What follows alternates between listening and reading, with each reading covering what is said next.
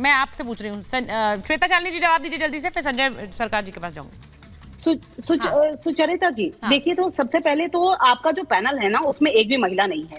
ये बहुत ही संवेदनशील विषय है। संजय जी जिस प्रकार से बात कर रहे हैं, मुझे बिल्कुल भी पसंद नहीं आ रहा है।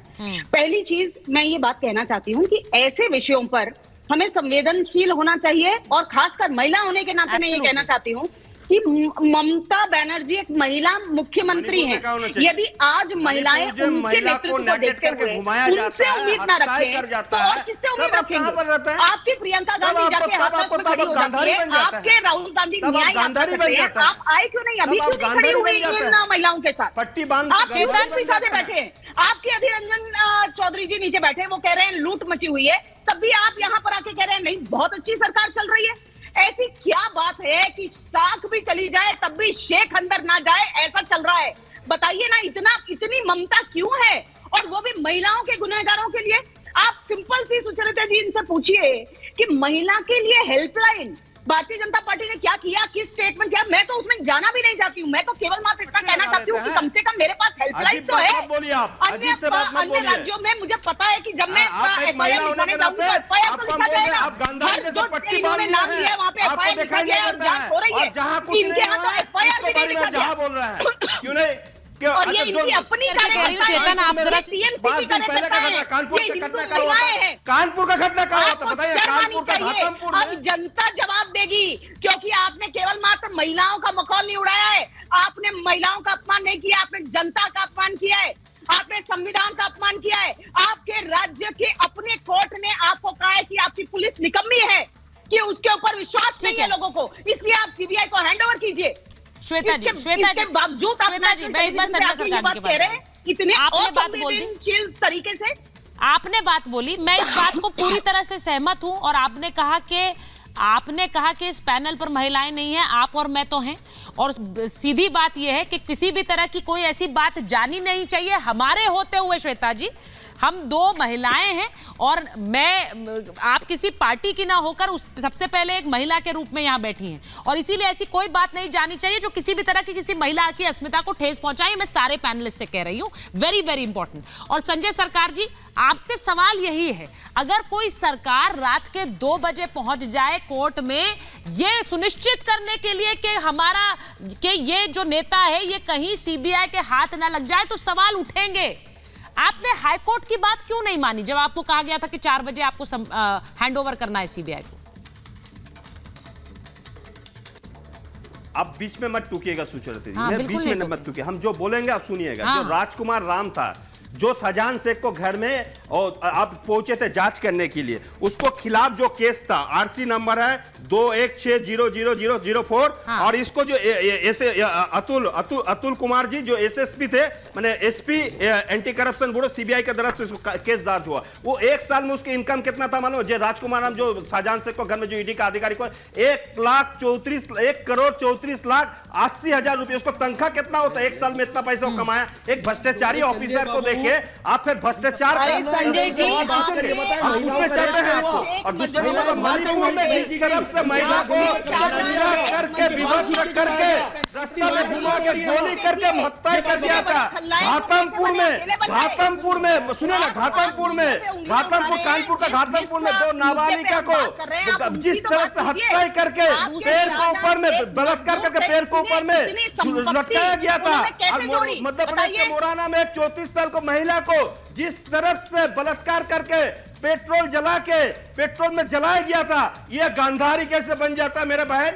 वो तो गांधारी बन गया है, ये बिल्कुल गांधारी बन गया। जैसा धृतराष्ट्र का था अंत था, उसको पत्नी गांधारी पट्टी बांध लिया था, ये मेरे बहन भी पट्टी बांध लिए हैं, इसको कुछ दिखाई नहीं देता है। और हिंदुस्तान के अंदर सबसे ज्यादा बलात्कारी कहाँ होता था? वो सब पैसे। संजीव उनियाल जी कह रहे हैं कि आपको कहाँ हुआ है? उत्तर प्रदेश में। संजय बाबू, मुझे लगता है गांधारी गलती से ममता जी के लिए आप घर से सोच के चले थे, यहाँ आते आते आपका ना स्लिप ऑफ टंग हो गया।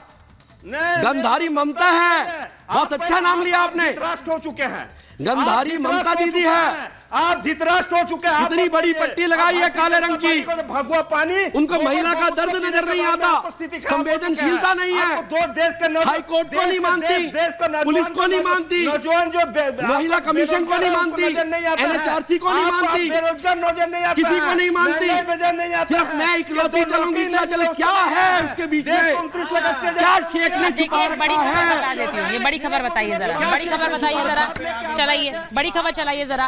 ममता बनर्जी ने कहा है कि 10 मार्च को उन्होंने बैठक बुलाई है, लोगों से टीएमसी मीटिंग में जुड़ने की अपील की है। बंगाल को तोड़ने की साजिश हो रही है वो कह रही है, और ये साजिश बर्दाश्त नहीं है। बंगाल को तोड़ने की साजिश हमें बर्दाश्त नहीं है, ये कह रही है ममता बनर्जी। वो कह रही है 10 मार्च को मीटिंग है और उसमें आप सब जुड़िए। अब सवाल, ममता बनर्जी 10 मार्च को मीटिंग बुला रही हैं, इस पूरे मामले को वो बंगाल तोड़ने की तरह देख रही हैं। अब बंगाल तोड़ने की मुहिम है क्या ये? संजीव उनियाल जी जरा बताइए। संजय सरकार जी कह रहे हैं कि आप लोगों ने एक तरफा पट्टी लगा रखी है, आप लोगों को दिखता नहीं है। वो शालिनी जी के लिए भी, श्वेता जी के लिए भी कह रहे हैं, लेकिन मैं उनसे सवाल पूछूं उससे पहले बताइए जरा। मैं 3-4 बातें करूंगा सुचारिता, ध्यान से अगर सुनेंगे मुझे लगता है कि मैं सिर्फ बेसिक बात कर रहा हूं, पॉलिटिकल बात नहीं कर रहा हूं। आपने जब शुरुआत करी, ईडी पर अटैक किया, ईडी पर 2000 लोग आते हैं, सिर फोड़ देते हैं लोगों के, उसके बाद से ये केस निकल कर आया और वो थोड़ी सी ऑक्सीजन का काम करती है और वहां की महिलाओं की हिम्मत बनती है। वो 15, 10, 12 साल से एक्सप्लॉइट हो रही थी, वो बाहर निकल कर आती हैं, असहाय आवाज लगाती हैं, हमारी जमीन पे कब्जा, हमारे शरीर पे कब्जा, हमारे साथ चीरहरण, हमारे साथ रेप, ये कह के वहां पूरा संदेश खाली साथ खड़ा हो जाता है। और उसके साथ खड़ा होना चाहिए था आज इन सब पॉलिटिकल पार्टी को जो आज भी काला चश्मा लगाकर बैठी हुई हैं। और वास्तव में संजय ने ठीक बोला है, गंधारी वाला रोल वास्तव में ममता दीदी कर रही है। उसके बाद हाई कोर्ट आता है, बयान आया उनका, एक और बयान आया। आज वो बात शाहजहां पर बंगाल को बदनाम करने का प्रयास किया जा रहा है। दुष्यंत जी प्लीज, मैं एक बार आप सबको बता दूं कि थोड़ी एक मर्यादा शो की रखिए। जब मैं आपसे कह रही हूं, आपका नाम ले रही हूं, तब बोलिए। संजीव जी आप पर भी अप्लाई होता है, आप पर भी अप्लाई होता है, प्लीज सब लोग जरा संयम से बात करेंगे। मैं बड़ी खबर एक बार बता दूं, ममता बनर्जी ने क्या कहा है। उन्होंने कहा है कि एनआरसी पर उनका बड़ा बयान आया। वो कह रही है कि हम एनआरसी नहीं आने देंगे और वादा है कि जान दे देंगे लेकिन एनआरसी नहीं करने देंगे। अब आज उन्होंने इस बात को शाहजहां शेख पर बोलते हुए एनआरसी की बात कही है। बहुत से लोग पूछ रहे हैं कि भाई शाहजहां शेख कहां से आया, वो इतना बड़ा नेता कैसे बन गया, उस पर लगाम क्यों नहीं लगाई गई। गैर कानूनी तरीके से जो लोग बॉर्डर पार करके इधर आते हैं, क्या उन्हें बसाने का एक व्यवसाय भी कर रहा था शाहजहां शेख? ये सवाल और ये आरोप बार बार लगता है। और आज ममता बनर्जी कह रही है हम एनआरसी नहीं होने देंगे। क्यों नहीं होने देंगे एनआरसी?